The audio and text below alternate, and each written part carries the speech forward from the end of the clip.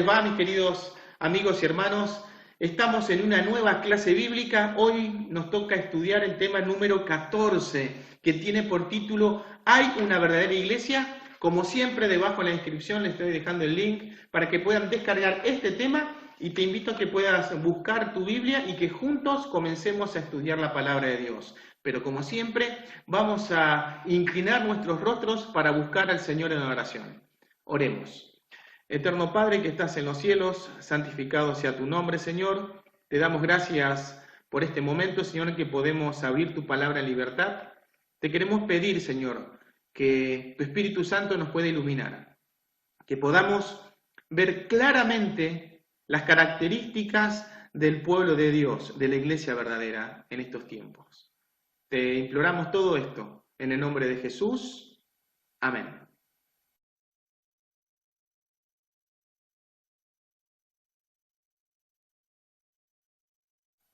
Muy bien, comencemos a estudiar la palabra de Dios.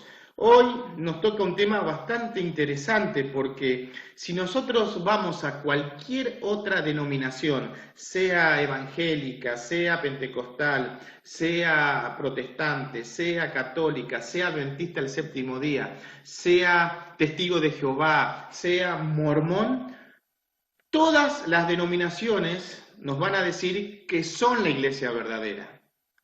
Por lo tanto, lo que vamos a hacer hoy es ver qué enseña la Biblia acerca de las características de la iglesia verdadera.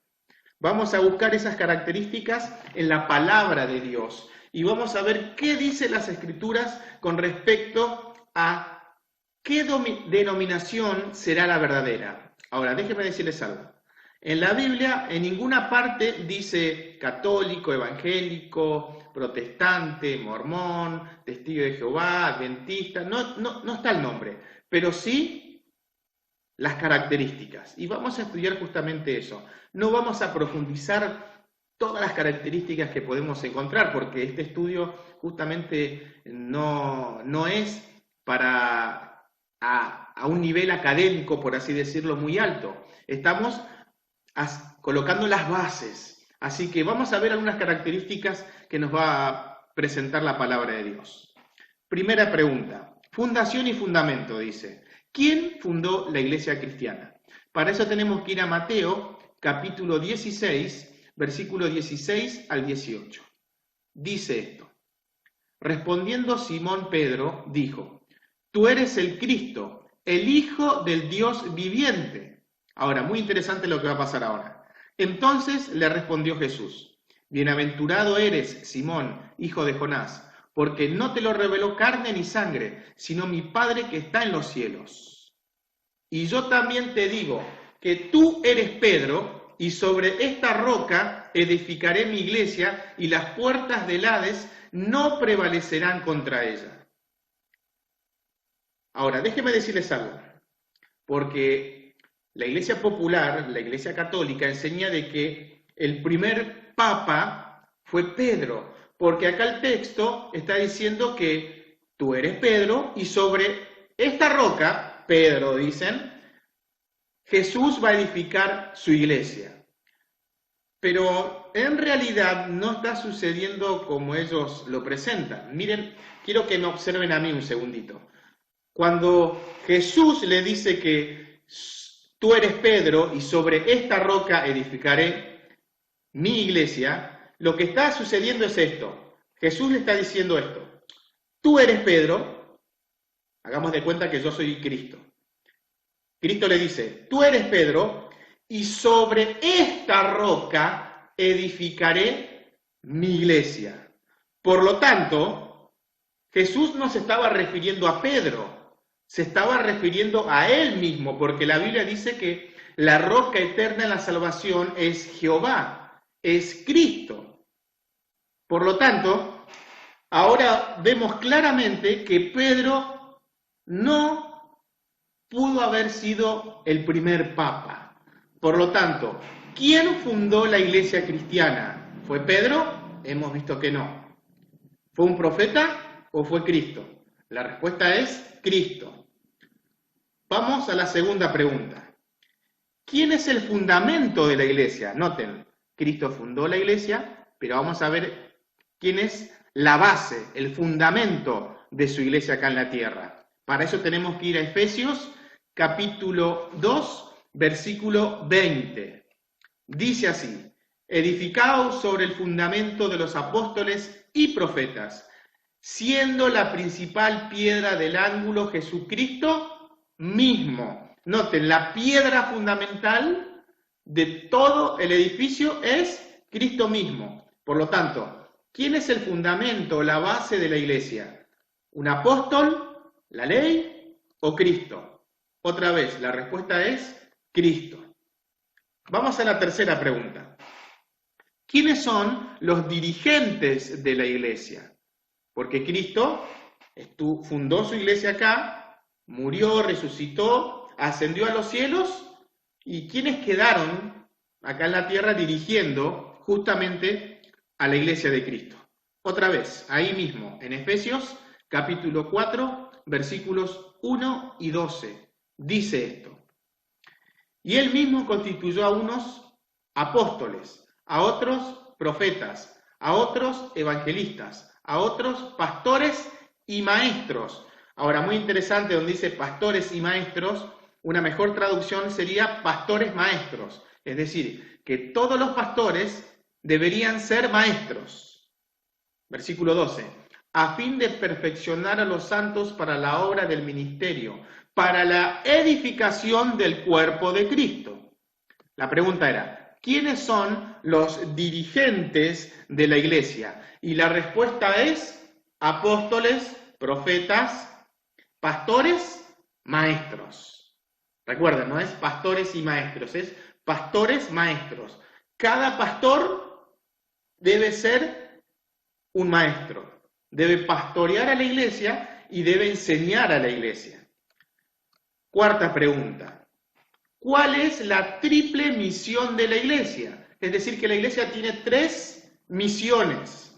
Para eso tenemos que ir, para responder esta pregunta, a Mateo capítulo 4, versículo 23. Mateo capítulo 4, versículo 23. Dice esto: y recorrió Jesús toda Galilea, enseñando en las sinagogas de ellos, y predicando el evangelio del reino, y sanando toda enfermedad y toda dolencia del pueblo. La pregunta era, ¿cuál es la triple misión de la iglesia? Y la respuesta es enseñar, predicar y sanar. 3 características que tiene la iglesia: enseña, predica y sana. Ahora, muchos pueden decir, bueno, la iglesia adventista enseña, la iglesia adventista predica, pero ¿sana? Bueno, la iglesia adventista tiene un ministerio que es el ministerio de la salud, y es una forma de sanar a las personas. La medicina preventiva, la reforma pro salud, se llama eso, donde la iglesia enseña que debemos tener una alimentación sencilla, debemos dormir bien. Bueno, los 8 remedios naturales: sol, agua, sueño, comer bien, descansar bien, etcétera, etcétera. Y esa es una forma de sanar. Pero, a medida que se acerca el fin del tiempo de gracia, la iglesia va a comenzar a hacer milagros realmente. Ahora, yo no me tengo que guiar o ir a una iglesia que solamente sana. La iglesia de Dios, la verdadera, tiene que enseñar, predicar y sanar. Son 3 cosas importantes. Enseña, me tiene que enseñar lo que dice la palabra de Dios. Predica la palabra de Dios y debe sanar con la palabra de Dios. Continuemos. ¿Cómo debe gobernarse la iglesia? Interesante. Cristo no está, ascendió a los cielos. Ahora, ¿cómo se gobierna? Por lo tanto, tenemos que ir a Hechos, capítulo 6, los versículos 1 al 4. Muy interesante lo que va a presentar acá Lucas, quien fue el que escribió el libro de Hechos. Vamos a ver qué dice. En aquellos días, como crecía el número de los discípulos, hubo murmuración de los griegos contra los hebreos, de que las viudas de aquellos eran desatendidas en la distribución diaria. Entonces, los 12, apóstoles serían, convocaron a la multitud de los discípulos y dijeron, no es justo que nosotros dejemos la palabra de Dios para servirla a las mesas. Buscad, pues, hermanos, entre vosotros, a 7 varones de buen testimonio, llenos del Espíritu Santo y de sabiduría, a quienes encarguemos de este trabajo. Y nosotros persistiremos en la oración y en el ministerio de la palabra, es decir, el estudio de la Biblia, la predicación de la Biblia. La pregunta era, ¿cómo debe gobernarse la iglesia? ¿Cómo debe hacerse? Eligiendo a las personas, recuerdan que deben ser personas fieles, que tengan sabiduría, pero lo interesante no es que los 12 discípulos, ellos se sentaron y dijeron, bueno, esta persona los va a dirigir. No, no, no. La iglesia misma eligió a sus dirigentes. O sea que la iglesia debe buscar a personas que lleven las características, como leímos recién, hermanos de entre vosotros, de buen testimonio, llenos del Espíritu Santo y de sabiduría. No puede ser cualquier persona, debe ser persona de buen testimonio, lleno del Espíritu Santo y de sabiduría. Por lo tanto, la iglesia tiene la facultad de elegir a sus personas.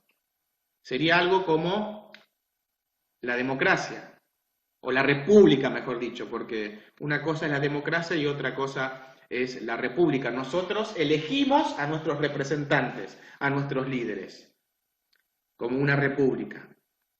Avancemos. Las características de la iglesia verdadera, y acá comenzamos. ¿Qué ejemplo debe seguir la iglesia? Debemos buscar en el Evangelio de Juan, capítulo 13, versículo 15. Dice así, porque ejemplo os he dado, y está hablando Jesús, y Jesús dice, ejemplo os he dado, para que como yo os he hecho, vosotros también hagáis. ¿Qué ejemplo debe seguir la iglesia? ¿El ejemplo de quién?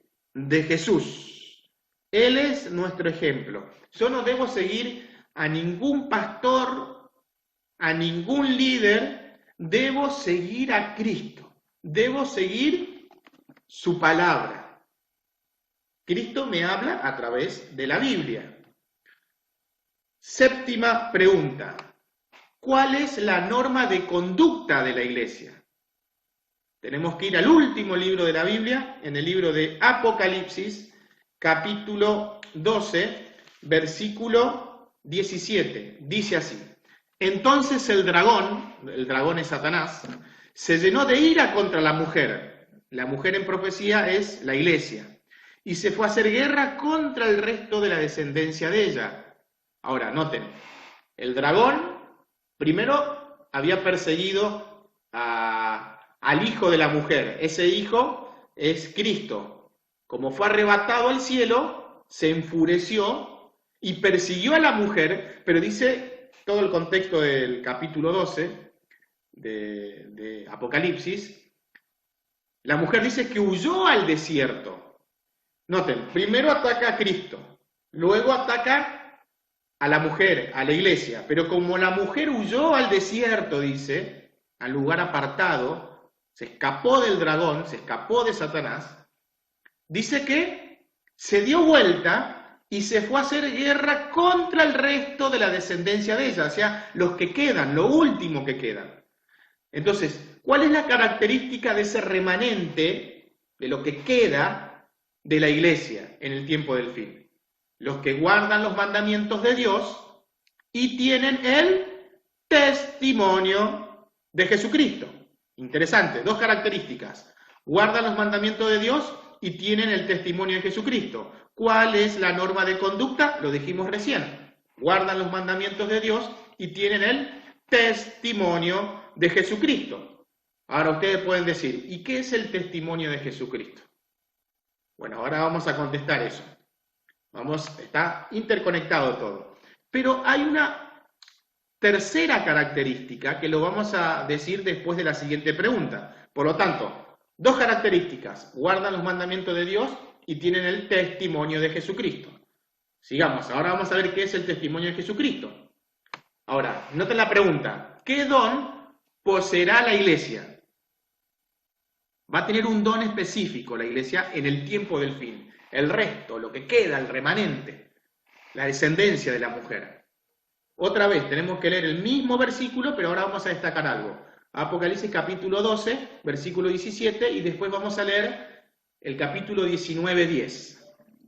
Dice así: entonces el dragón, que es Satanás, se llenó de ira contra la mujer y se fue a hacer guerra contra el resto de la ascendencia de ella, o sea, lo que queda, el remanente, los que guardan los mandamientos de Dios y tienen el testimonio de Jesucristo. La pregunta es, ¿qué es el testimonio de Jesucristo? Vamos al versículo 19:10.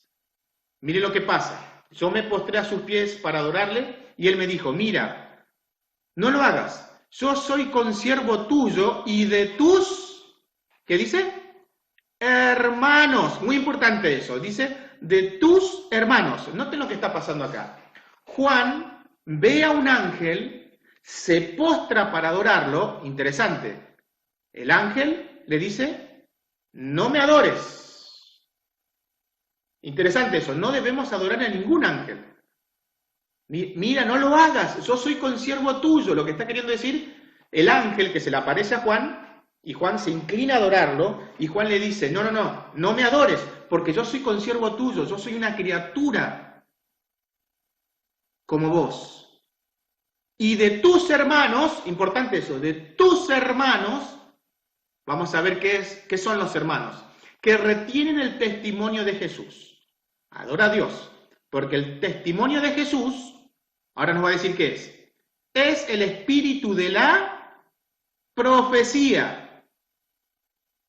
Noten, los hermanos tienen el testimonio de Jesús, que es el espíritu de la profecía. Ahora la pregunta es, ¿quiénes son los hermanos? Para eso tenemos que ir al mismo libro de Apocalipsis, en el capítulo 22, el último capítulo de la Biblia, pero en el versículo 9 dice esto, muy interesante. Recuerden que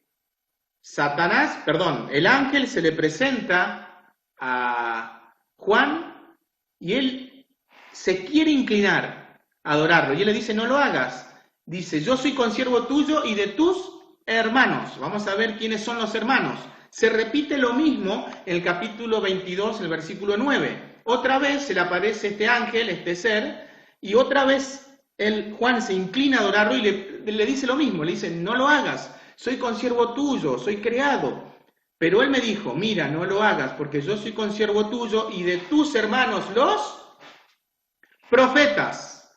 Por lo tanto, noten, ¿qué don pues será la iglesia en el tiempo del fin? Y la respuesta es, va a tener el testimonio de Jesucristo. ¿Y qué es el testimonio de Jesucristo? Es el espíritu de la profecía. En otras palabras, el remanente del tiempo del fin va a tener un profeta. ¿Se acuerdan? Los hermanos, que son los profetas. Y ellos tienen el testimonio de Jesús, que es el espíritu de la profecía. Interesante punto, ¿no? Muy bien, repasemos ahora justamente todo lo que hemos estudiado hasta el momento. Punto número 1. ¿Quién fundó la iglesia? Vimos que fue Cristo, no fue Pedro, no fue el primer papa. Punto número 2. ¿Quién fue el fundamento de la iglesia? Otra vez, Cristo. Cristo fundó y Él es la base, el fundamento de su querida iglesia. ¿Quiénes son los dirigentes de la iglesia? Los apóstoles, profetas, pastores, maestros. Un dato muy importante. Apóstoles solamente hubo 12. Y el apóstol Pablo, que el mismo Señor Jesucristo lo llamó, después no hubo más apóstoles, sí hubo profetas y pastores maestros. Cuarta pregunta, ¿cuál es la triple misión de la iglesia? Enseñar, predicar y sanar. ¿Cómo debe gobernarse la iglesia? Que la iglesia elija a las personas, a sus dirigentes. ¿Qué ejemplo debe seguir la iglesia? El ejemplo de Jesús. ¿Cuál es la norma de conducta de la iglesia? Debe guardar los mandamientos y debe tener el testimonio de Jesucristo. Ahora, ¿qué don poseerá la iglesia? Y vimos que el testimonio de Jesucristo es el espíritu de la profecía. Vamos a dialogar ahora. El texto de Apocalipsis capítulo 14, versículos 6 al 13, presenta el triple mensaje angélico, que es el mensaje final que se da a la humanidad antes de la segunda venida de Cristo y será predicado por la iglesia fiel. En ese contexto, en el versículo 12, identifica a quienes serán miembros de esa iglesia. Y vamos a leer justamente ese versículo, Apocalipsis capítulo 14, versículo 12. Miren, y ahora vamos a ver cuáles son las tres características. Primero vimos que tiene que guardar los mandamientos de Dios, tiene que tener el testimonio de Jesucristo. ¿Y qué es el testimonio de Jesucristo? Vimos que es tener el espíritu de la profecía, o en otras palabras, tiene que tener un profeta. Noten, guarda los mandamientos de Dios, tiene un profeta, y acá se da otra característica más. En el versículo 12 del capítulo 14 del libro de Apocalipsis, el contexto es el mensaje de los tres ángeles. Aquí está la paciencia, una mejor traducción es la perseverancia, la resistencia de los santos. Los que guardan los mandamientos de Dios, como vimos recién, y la fe de Jesús. Es decir que el remanente del tiempo del fin tiene que guardar los mandamientos de Dios, tiene que tener un profeta y tiene que tener la fe de Jesús. Ahora, la palabra fe de Jesús, esa de en griego, puede ser traducido en Jesús o de Jesús. Cualquiera de las dos traducciones está bien. Es decir, yo tengo que tener la misma fe de Jesús y yo tengo que confiar, yo tengo que tener la fe en Jesús, en esa persona, en Cristo, en Dios. Y cualquiera de las dos opciones está correcto. Ahora, ¿qué es la fe de Jesús? Esa es la pregunta que debemos hacerlo. Ahora, en Romanos, capítulo, déjenme buscarle, no estaba anotado esto, Romanos, capítulo 10, Hechos, Romanos, capítulo 10, versículo 17 dice esto. Así que la fe es por el oír, noten, la fe, la confianza en Dios viene por el oír, la fe en Jesús. Y el oír por la palabra de Dios, de Cristo. Es decir, que yo debo tener la misma fe, creer en Jesús y tener la misma fe que tuvo Jesús. ¿Y cómo se desarrolla la fe? ¿Cómo crece? A través de su palabra. Es decir, la fe de Jesús, escuchen bien, la fe de Jesús es aceptar todo lo que dice su palabra. Es decir, que la iglesia en el tiempo del fin debe enseñar la Biblia tal como está escrita. Tres características. Guardan los mandamientos de Dios, tienen el testimonio de Jesucristo, que es tener un profeta, ¿se acuerdan? Y la tercera característica es que tienen que tener la fe de Jesús. ¿Y qué es la fe de Jesús? La iglesia va a predicar las enseñanzas bíblicas correctas. Y digo, recalco eso, correctas. Es decir, yo tengo que buscar una iglesia que me enseñe la verdad acerca del estado de los muertos.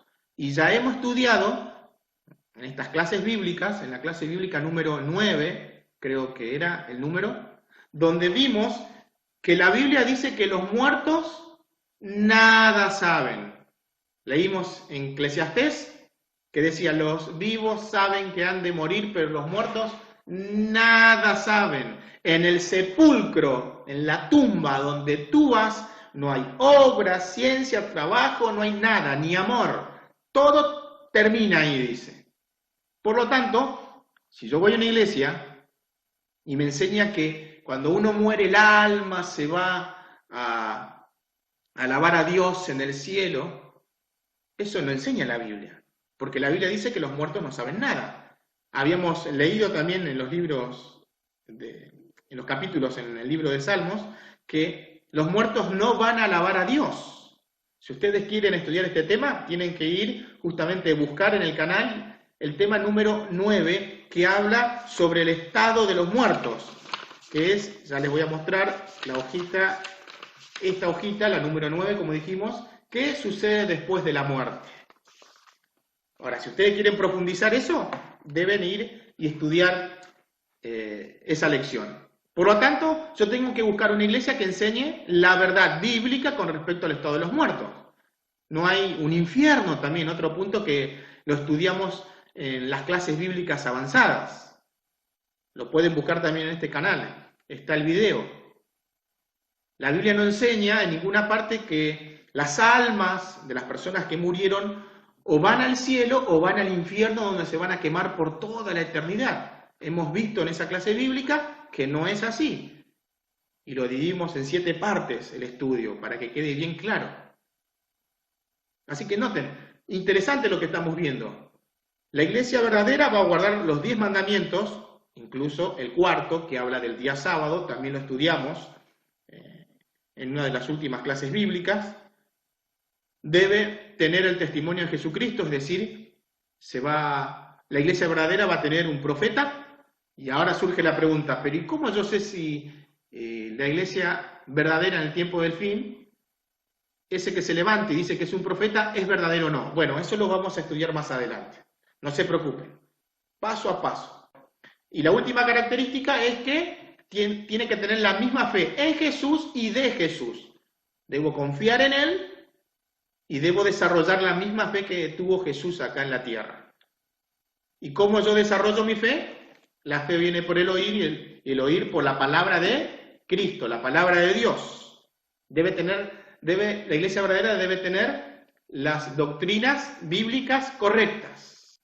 Ahora vamos a ver las sugerencias para ser parte de la iglesia verdadera. ¿Quieren pertenecer a la iglesia verdadera? Noten que vivimos en un mundo posmoderno que nos dice de que no hay una verdad absoluta, que todo es relativo. Por lo tanto, algunos dicen que no, bueno, para mí mi iglesia es la verdadera y punto, no importa las características, porque a mí me gusta estar. Yo me siento bien, la verdad es relativa. Todos los caminos conducen a Roma, dicen. Todos los caminos, quieren decir ellos, conducen a Dios, no importa en qué denominación estemos. Es verdad que ninguna iglesia salva, ninguna.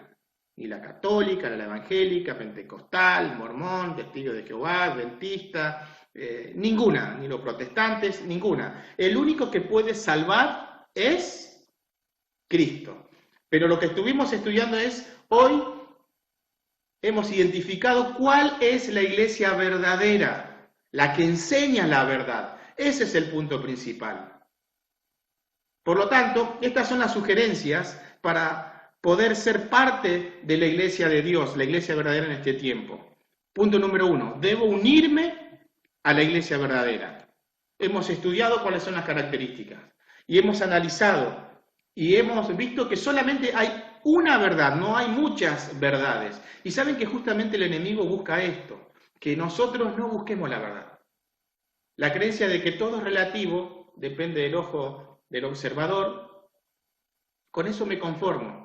Y la sociedad está tranquila y dice, no, yo confío en Dios y eso es suficiente.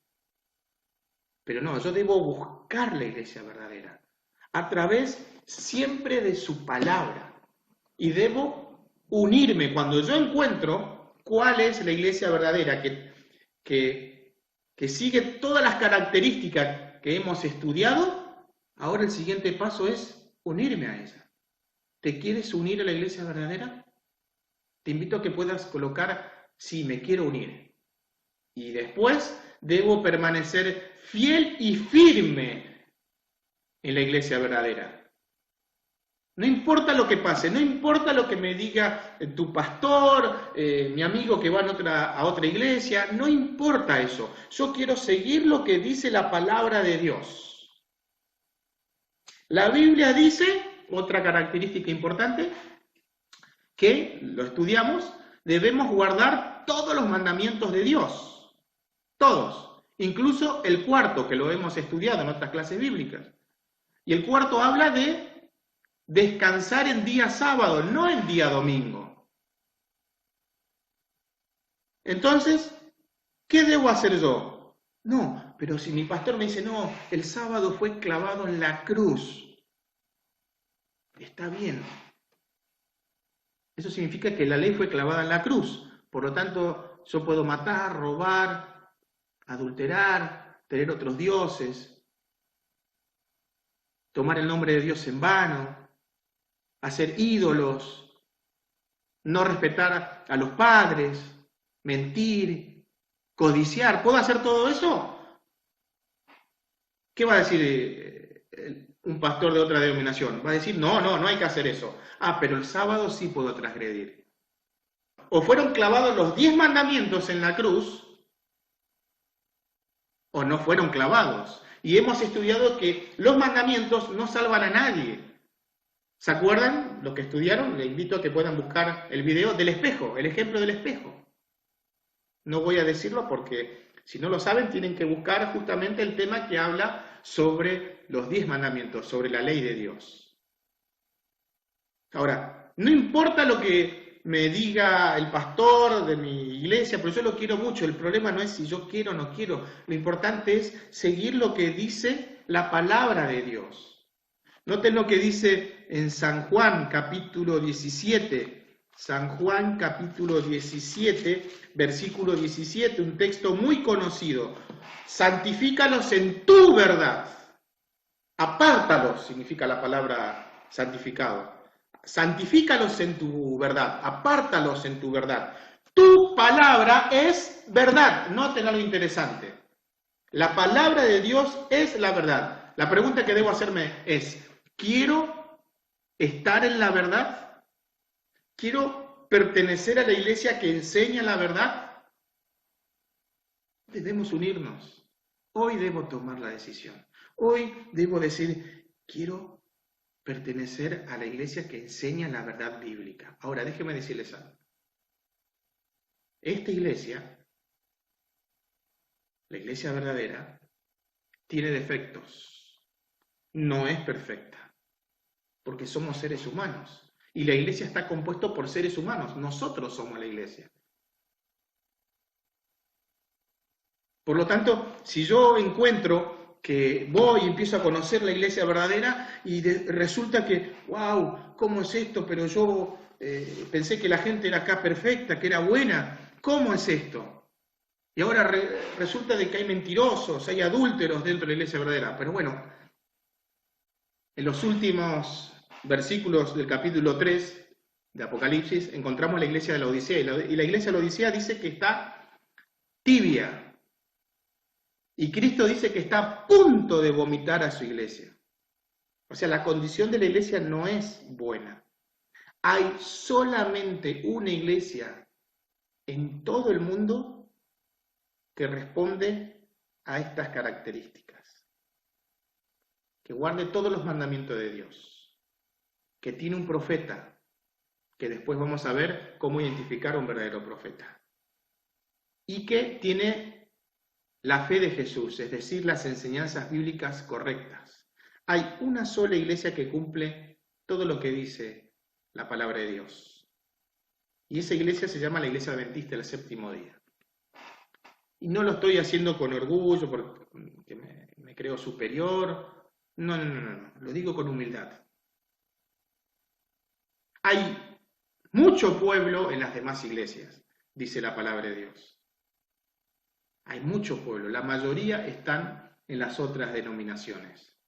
No estoy criticando ninguna iglesia, simplemente lo que estamos estudiando hoy es cuál es la iglesia verdadera. Si lo que están escuchando pueden sentir que es medio soberbio lo que digo, no lo estoy diciendo con esa actitud, todo lo contrario. Sé que hay muchos hermanos sinceros en todas las religiones, lo sé. Lo que yo estoy presentando, lo que estamos presentando en estos momentos es las características del pueblo de Dios, de la iglesia verdadera.